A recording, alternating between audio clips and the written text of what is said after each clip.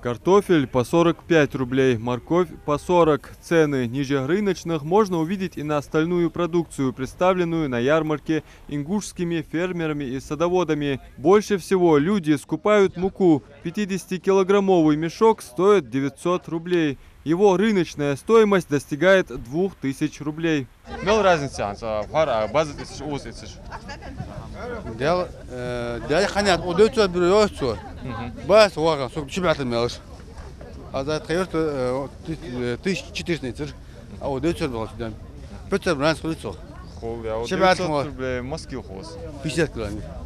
На сельскохозяйственной ярмарке в Магасе с раннего утра многолюдно. На ярмарку приезжают со всех уголков региона. Для некоторых даже стало проблематично заехать на автомобиле и загрузить купленное. Мясные прилавки быстро пустеют. Здесь баранину можно было приобрести по 350 рублей. По такой же цене и говядина. Представлена и молочная продукция. Сыр, творог, топленое масло, молоко. Цены на эти товары ниже рыночных, делятся посетители. 300 хулица. 150 шиша делаешь, полтора шиша. А полтора. А учи пол-литр мьют, да шурьет, шел я литр ют, литр дукамия. Дукадара и ицеч выгодно О, дол. куда вот это? У канистра 300 дантас. Литра мелкого, 50. Ха, 60 60 рублей, рублей. 60.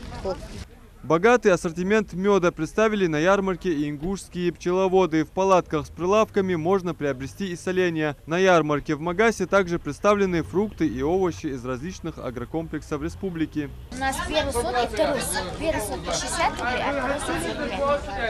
По сравнению с рыночными ценами, мел дешевле. На 10 рублей. На 10-20 рублей, там 80, 90, Это первая ярмарка из запланированных по поручению главы республики Махмуда Али Калиматова в рамках разработанного плана Минсельхозом республики по недопущению необоснованного роста цен на социально значимые товары. Здесь представлены все виды сельскохозяйственной продукции местного производства. Если говорить о ценовой политике, то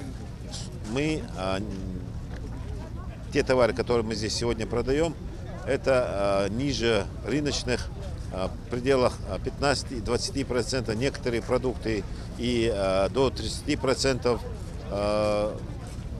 Это связано с тем, что для того, чтобы не допустить необоснованных повышений цен. Мы не допустим того, чтобы были какие-то кризисные вопросы, связанные с продуктами питания.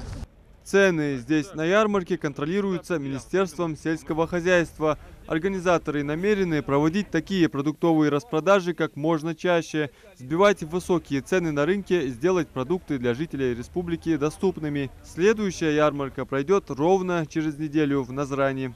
Адам Мережков, Мухаммед Белакиев, Новости 24.